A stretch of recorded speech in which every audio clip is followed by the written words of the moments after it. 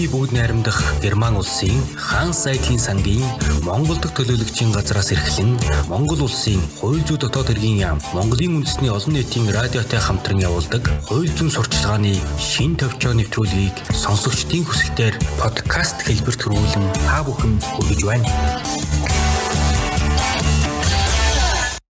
Өнөөдрийн нэвтрүүлгээр Монгол улсын байгаль орчныг хамгаалах тухай хуулийн талаар ярилцсан.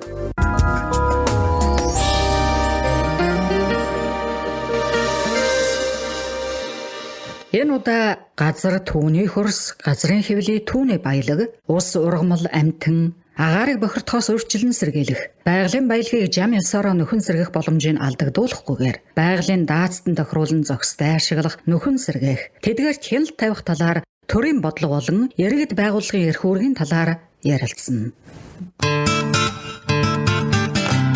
За тэгэхээр Монгол улсын үндсэн хуульд эрүүл аюулгүй орчинд амьдрах, орчны бохирдол, байгалийн тэнцэл алдагдахаас хамгаалуулах хэрэгтэй гэж заасан. 2019 онд Монгол улсын үндсэн хуульд орсон нэмэлт өөрчлөлтөөр иргэн эрүүл аюулгүй орчинд амьдрах эрхийнхээ хүрээнд газрын хэвлийн баялагийг ашигласнаар байгаль орчинд үзүүлэх нөлөөллийн талаар мэдэх хэрэгтэй гэж хуульчилсан байна. Монгол улсын хэмжээнд байгалийн баялагийг зөвшөөрөлгүй бэлтгэсэн, олборлсон, эсвэл байгаль орчны чадварын тогтоосон хэм хэмжээ, зөвшөөрөгдөх дээд хэмжээний хязгаараас хэтрүүлэн байгаль орчныг бохирдуулсан, бас доройтуулсан, гэмтээсэн, байгалийн нөөц баялагийг хомсдуулсан, экологийн тогтолцоог алдагдуулсан зэрэг байгаль орчинд учруулсан хохирол буурахгүй байна. Тэгэхээр иргэд байгууллага албан тушаалтнаас байгаль орчинд учруулсан хохирлын нөхөн төлбөрийг тодорхой хууль журам аргачлалын дагуу нөхөн төлөвлөж байгаа боловч байгаль орчинд учирсан хохирлыг арилгаж, нөхөн сэргээх, унган төрхөнд нь оруулах, байгаль орчныг хамгаалах арга хэмжээ шаардлагын хүрээнд хүрэхгүй байсаар л байна.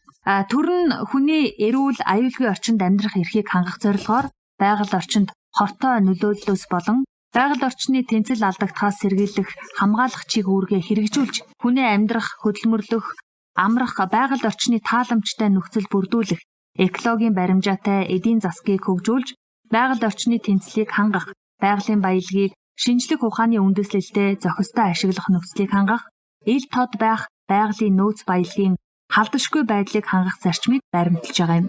Байгаль орчныг хамгаалах талаар иргэн бүр, аж ахуй нэгж байгууллага бүр хуулиар хүлээсэн үүрэгтэй болохыг анхаарч, байгаль хамгаалах талаар иргэд байгууллагуудтай хамтарч ажиллах нь чухал байна.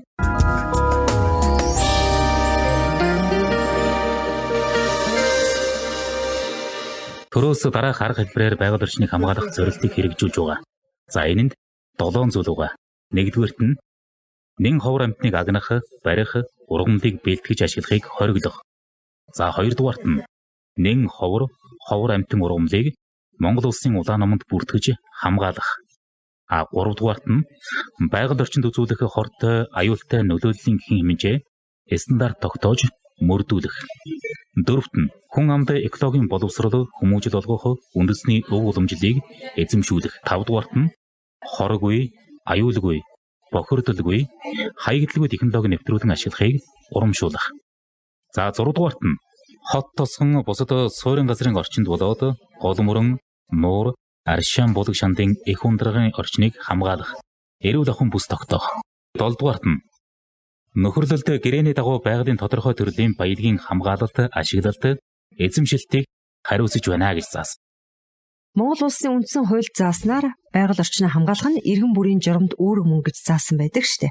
Энэ үүргийнхээ хүрээнд иргэд байгаль орчныг хамгаалах тухай хууль тогтоомжийг сахин биелүүлэх, байгаль орчныг хамгаалах, үндэсний уламжлал, заншил эзэмшиж хэрэглэх, үр хөвгтдээ экологийн хүмүүжил олгох, байгаль орчинд хортой нөлөөлөхөөс сэргийлэх, өөрийн буруугаас учруулсан хортой нөлөөлөл, түүний охирлыг арилгах, мөн нөхөн төлөх, байгалийн баялагийг хууль бусаар ашигласан, гэмтээсэн, хөнөөс сүйтгэсэн үйлдэлийг олж мэдсэн иргэн тэр тухайга тухайн орон нутгийн засаг дарга, улсын байцаагч, байгаль хамгаалагчид нэн даруй мэдэгдэх үүрэгтэй байдаг байна.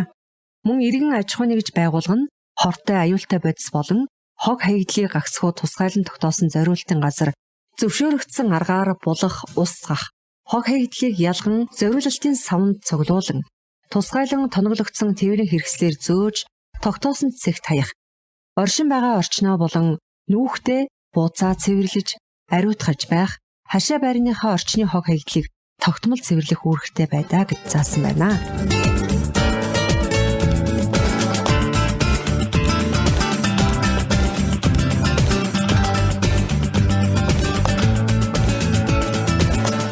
Байгаль орчныг хамгаалах тухай хуульд зааснаар иргэн байгаль орчныг хамгаалах талаар дараах эрхийг эднэ гэж байгаа.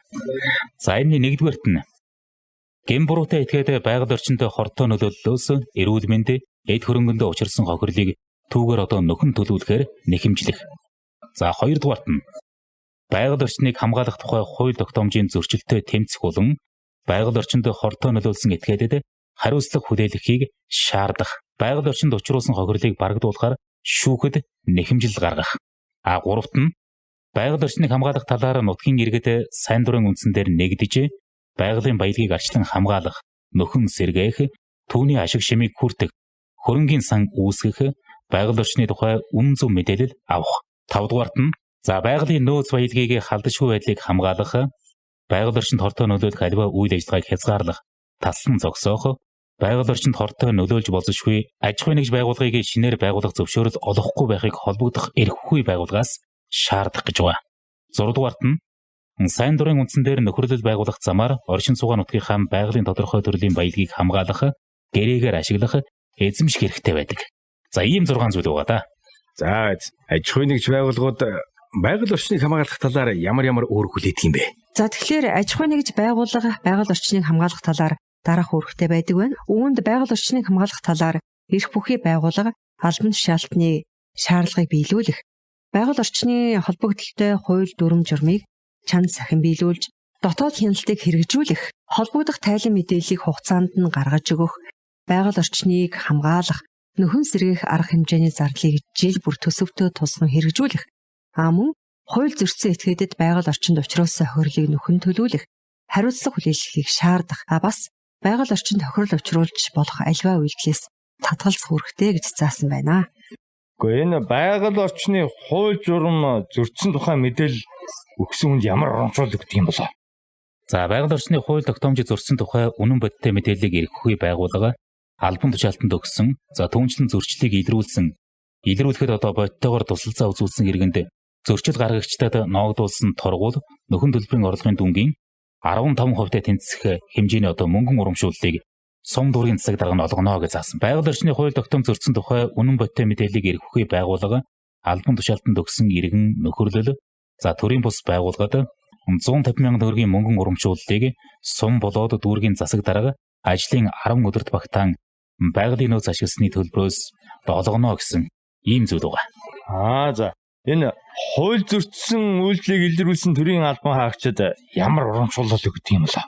Тэгэхээр ийм байгаа. Хууль усаар бэлтгэж хураалгасан байгалийн баялагийг борлуулсны орлого болоод гэмт хэрэг зөрчил үйлдэхэд одоо ашиглаж хураалгасан зэвсэг, бас тээврийн хэрэгсэл, унаа хөсөг, техник, тоног төхөөрөмжийг борлуулж улсын орлогод оруулдаг. Хууль усаар бэлтгэж хураалгасан байгалийн баялагын борлуулалтын орлогын 15% нь тухайн зөрчлийг илрүүлсэн улсын байцаагч болоод байгаль хамгаалагчид олгодог журамтай. Тэгэхээр байгаль орчинд учруулсан хохирлыг нөхөн төлөх талаар хуульд хэрхэн заасан юм бэ? Иргэн аж ахуй нэгж байгууллага хууль бус үйл ажиллагаагаараа байгаль орчин түүний баялагт учруулсан шууд хохирлыг нөхөн төлөх үүрэгтэй. Иргэн аж ахуй нэгж байгууллагын хууль бус үйл ажиллагааны улмаас байгаль орчны алдагдсан тэнцлийг болоод байгалийн баялагийг нөхөн сэргээх, хүн амыг нүүлгэх, мал амьтныг тухайн нутаг дэвсгэрээс шилжүүлэхэд гарсан зардлыг гин буруутай этгээдээр нөхөн төлөвлөхээр сум дүүргийн засаг дарга шүүхэд нэхэмжлэл гаргах юм. Зөв. Энэ экологийн боловсролыг тэгэхээр иргэдэд ямар аргаар олгодог юм болоо? Засгийн газраас иргэдэд экологийн боловсролыг хүмүүжил байгаль орчныг хамгаалах арга дадлал олгох ажлыг одоо зохион байгуулж байна. Энд 3 зүйл байгаа. Нэгдүгээрт нь сургуулийн өмнөх боловсролын байгууллага ерөнхий боловсролын сургуульд байгаль орчныг хамгаалах анхны мэдлэг хүмүүжил олгох. Хоёрдугаарт нь коллеж, ихтэй сургууль болон мэрэгжлийн сургалтын байгууллагууд мэрэгжлийн чиг баримжааг харгалзан байгаль орчныг хамгаалах, байгалийн баялагийг зохистой ашиглах шинжлэх ухааны үндэс эрх зүйн мэдлэг олгох. Гуравдугаарт нь хэвлэл мэдээллийн хэрэгслээр экологийн мэдлэг байгаль орчныг хамгаалах үндэсний уламжлал, зан заншил, хууль тогтоомжийг сурталчилж байна гэж заасан байдаг.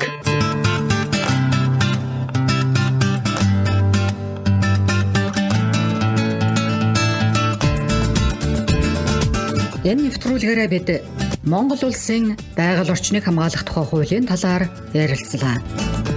Хуулиар хүний эрүүл, аюулгүй орчинд амьдрах эрхийг хангах, Монгол улсын нийгмийн эдийн засгийн хөгжлийг байгаль орчны тэнцэлтэй уялдуулах, өнөө ирээдүйн үеийнхний ашиг сонирхлын үүднээс байгаль орчныг хамгаалах, байгалийн баялагийг зохистой ашиглах нөхөн сэргээх асуудлыг зохицуулна.